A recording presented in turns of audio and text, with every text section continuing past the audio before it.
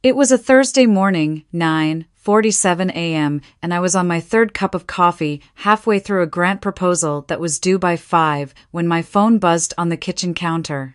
I didn't even pick it up at first. I just glanced at the screen from across the room. Mom's flying in Saturday. Told her she can stay with us for a while. She's excited. No question mark. No, is that okay with you? No, let's talk about it tonight. Just a statement, like he was telling me he'd picked up milk.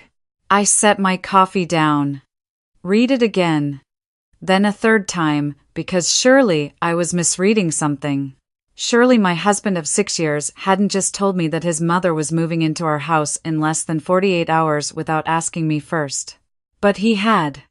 Because that's what my husband does. I didn't respond right away.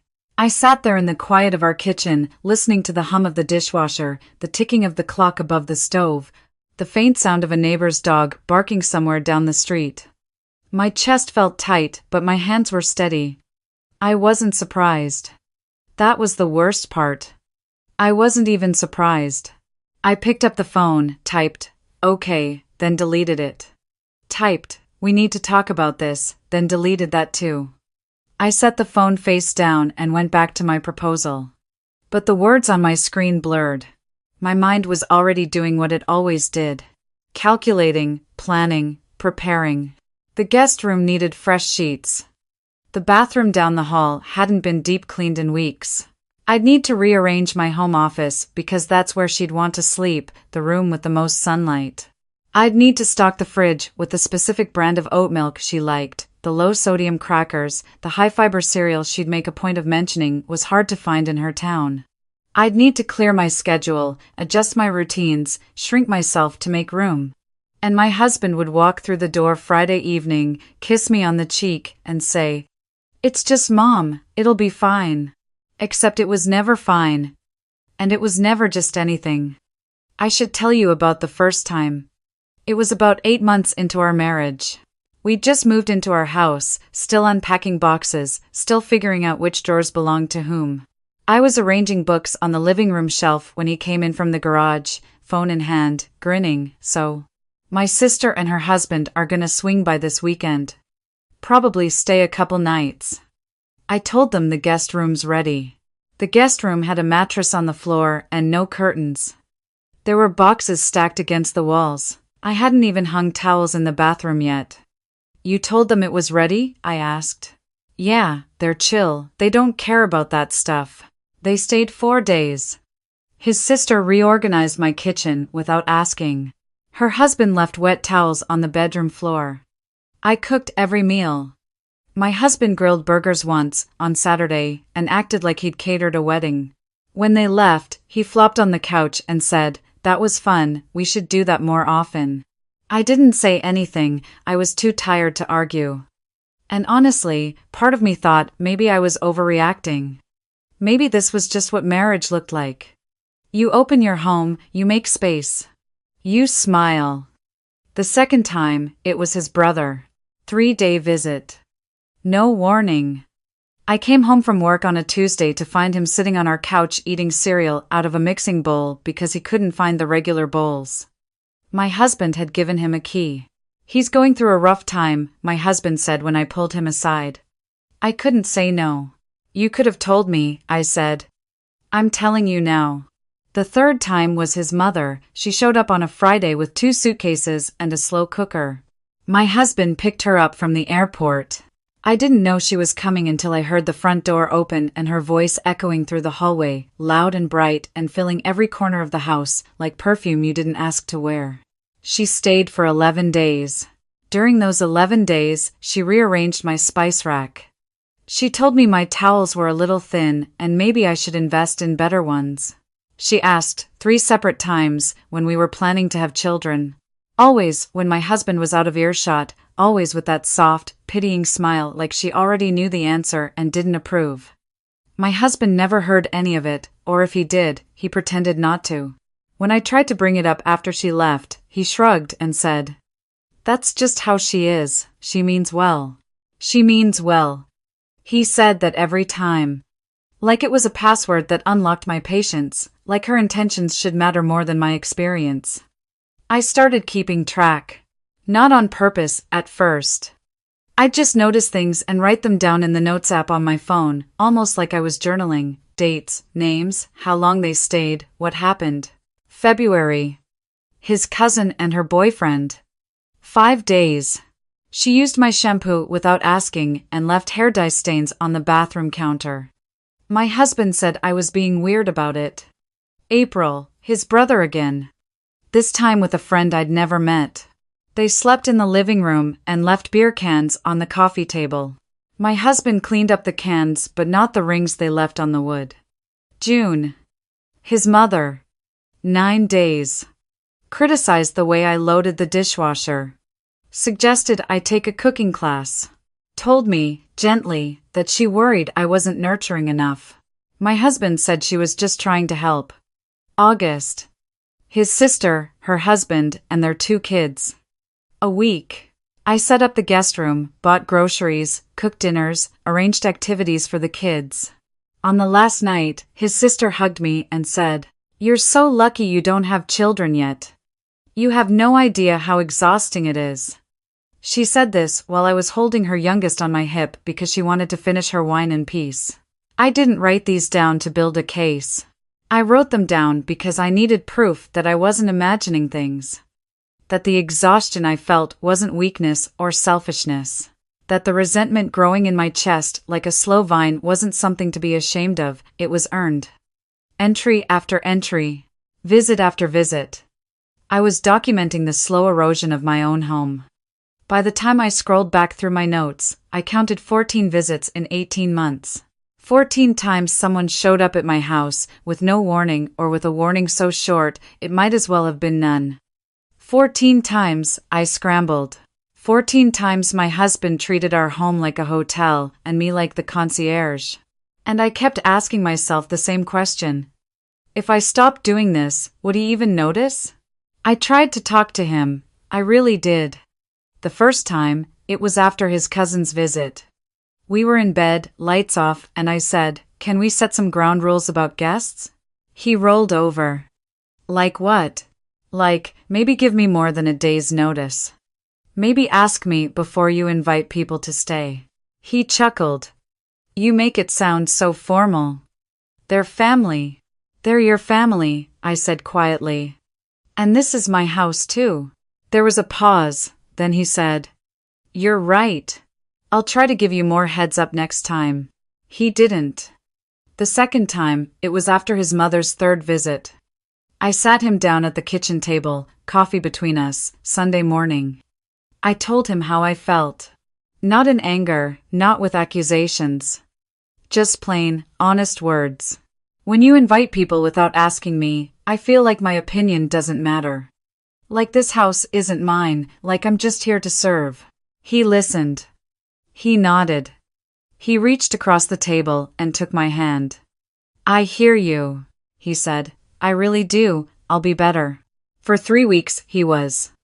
Then his brother called needing a place to crash, and my husband said yes before the call even ended. The 3rd time I tried, I cried. I didn't mean to.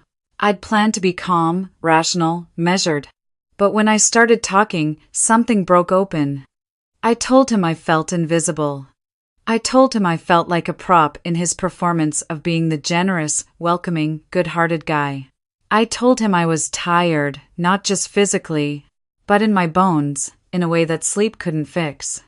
He handed me a tissue and said, "I think you're stressed about work and you're projecting." I stopped talking after that. Not because he was right, but because I realized he couldn't hear me. Not wouldn't. Couldn't. He'd grown up in a house where the door was always open, where guests were always welcome, where his mother cooked for 15 without complaint and his father poured drinks and told stories. That was love to him.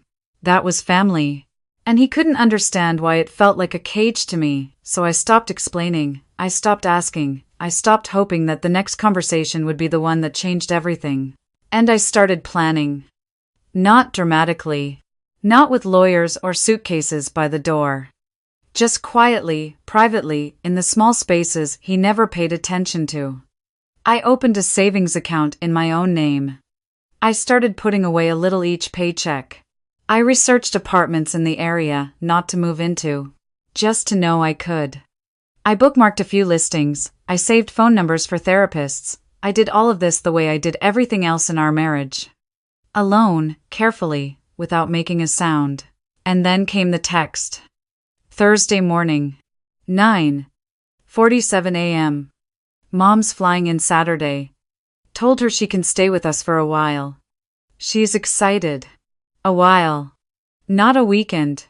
Not a week. A while. The word sat in my stomach like a stone. I didn't call him. I didn't text back. I closed my laptop, walked upstairs, and opened the closet. I pulled out my overnight bag, the same one I'd taken on our honeymoon.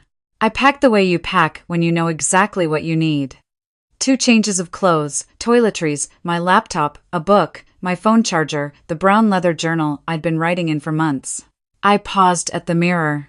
I looked at myself for a long time. Not to fix my hair or check my face, just to see. I looked tired. I looked older than 31. But I also looked certain. For the first time in a long time, I looked like someone who had made a decision. I walked downstairs, grabbed my keys from the hook by the door, and stopped. On the entryway table sat a framed photo from our wedding, me laughing, him spinning me. Everyone blurred in the background. I didn't pick it up. I didn't turn it face down. I just looked at it and thought, I don't know her anymore. I drove. No destination at first, just away. I ended up at a hotel about 30 minutes from our neighborhood. Nothing fancy. A clean room, a quiet lobby, a woman at the front desk who didn't ask questions. I checked in for 2 nights. I sat on the edge of the bed and felt something I hadn't felt in years.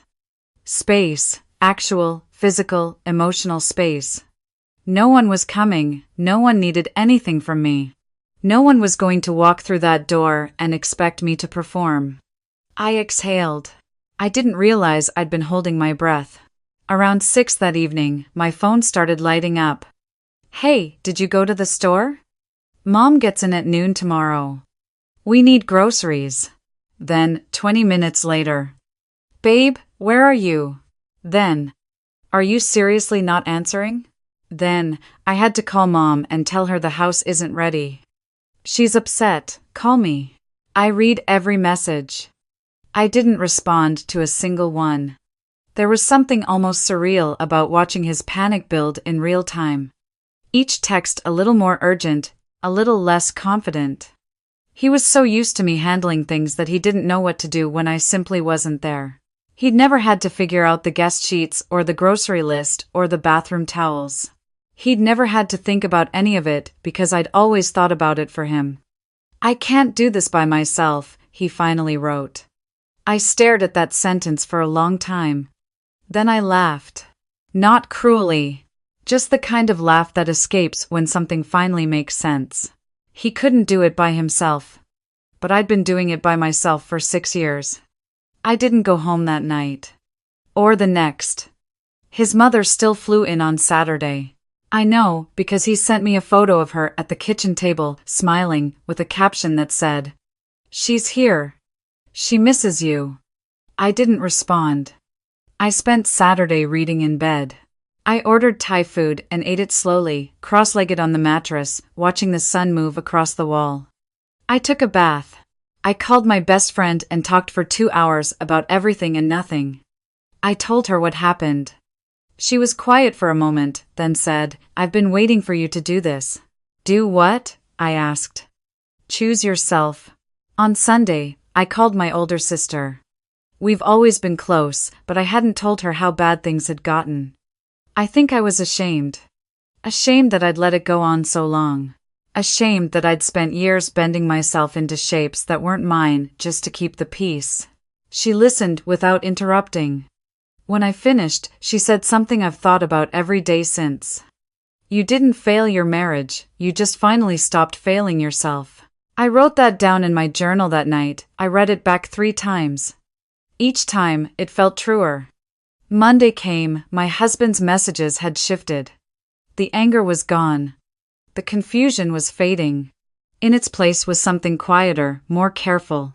I talked to Mom about what you said before. About the visits. She didn't realize it bothered you. I want to understand. Can we please just talk? I cleaned the kitchen, I did the laundry. I know that's not the point, but I wanted you to know. I appreciated the effort. I really did. But effort after someone leaves isn't the same as effort while they're standing right in front of you, asking to be heard. He could clean the kitchen now because there was a consequence. There was a void where I used to be, and he was trying to fill it with chores and apologies. But I wasn't a void, I was a person who had been speaking for years into a room that refused to echo. On Tuesday, he sent flowers to the hotel. I don't know how he found out where I was. The card said, "Come home, I'll do better." I promise. I held the card for a long time. I thought about all the other promises. All the I hear yous that dissolved within a week. All the I'll try harders that never translated into anything but more of the same. I didn't throw the flowers away. I set them on the nightstand. They were pretty, but pretty doesn't fix things. That night, I opened my laptop and started looking at one-bedroom apartments. Not out of revenge. Not even out of certainty. Just out of curiosity, the kind of curiosity you feel when you realize you have options you'd forgotten existed. I found a few listings within my budget. I saved them. I didn't apply, I just wanted to know the door was there. His mother left on Wednesday, he told me in a text. She went home. It's just me here now, the house feels weird without you. Good, I thought. Now you know. That evening, I went for a walk. It was warm out, the kind of evening where the light lingers and everything feels slower. I walked along a trail near the hotel, past joggers and dog walkers and a couple holding hands on a bench. I didn't feel sad, I didn't feel angry. I felt light, like I'd put down a bag I'd been carrying so long I'd forgotten what my shoulders felt like without the weight. I thought about our first year of marriage. The way he used to surprise me with flowers on Tuesdays for no reason. The way he'd leave little notes on the bathroom mirror. The way he'd pull me into the kitchen and dance with me while something burned on the stove. That man still existed somewhere. But he'd been buried under layers of assumption and comfort and entitlement. He'd stopped seeing me as a partner and started seeing me as a system that ran smoothly, quietly, without maintenance. I wondered if he could unlearn that. I wondered if I wanted to be there while he tried. On Thursday, he called. I almost didn't answer. But something in me, maybe the part that still remembered the man who danced in the kitchen, made me pick up. I've been thinking, he said. His voice was quieter than I'd ever heard it. About everything you said. All the times you told me how you felt. I keep replaying them in my head. I didn't say anything, I just listened. I thought, because you kept doing it, you were okay with it. I know that sounds stupid, but I really thought, she doesn't mind, she's good at this. She likes taking care of people. He paused. I didn't realize that just because you were good at it didn't mean it wasn't killing you. I closed my eyes. That was the closest he'd ever come to understanding. I'm not asking you to come home right now, he said. I'm asking if there's still a chance. If you'll let me try. Really try. Not the kind of try where I'm good for a month and then forget. I mean the kind where we go to counseling and I actually listen and I stop treating our house like my family's vacation rental. I was quiet for a long time. Long enough that he said, "Are you still there?" "I'm here," I said. "Is that a yes?" "It's an I don't know. And I need you to be okay with that." He exhaled. "Okay." We hung up. I sat in the hotel room with the lights off, my phone in one hand and my car keys in the other. I could drive home. It was 30 minutes. I could walk through the door, sit at the table, have the conversation, start the repair. Maybe it would work this time, maybe he'd follow through. Maybe we'd find something better than what we had. Or maybe I'd walk in and the walls would close around me again. Maybe his mother would book another flight in 3 weeks. Maybe his sister would call, needing a place to stay. Maybe he'd slip back into the pattern because the pattern was comfortable, and comfortable is harder to quit than cruel. I didn't drive home that night. I opened my journal instead and wrote one line. He said he couldn't do it without me. But when did anyone ask if I could keep doing it alone? I don't know what happens next. I might go back. I might sit across from him at that kitchen table and lay out every boundary I need like cards on the table, and maybe he'll meet me there. Really meet me. For the first time. Or maybe I'll sign a lease on that one-bedroom apartment with the big window and the quiet street, and maybe I'll learn what it feels like to come home to a house that's entirely mine. All I know is that for the first time in 6 years, the only person I'm taking care of is me. And maybe that's not the ending anyone expected, maybe it's not dramatic enough or decisive enough. But it's mine. And right now, mine is enough. What would you do? Would you go back and give him the chance to change? Or would you keep walking towards something quieter, something yours? Drop your answer in the comments and don't forget to like and subscribe for more stories like this one.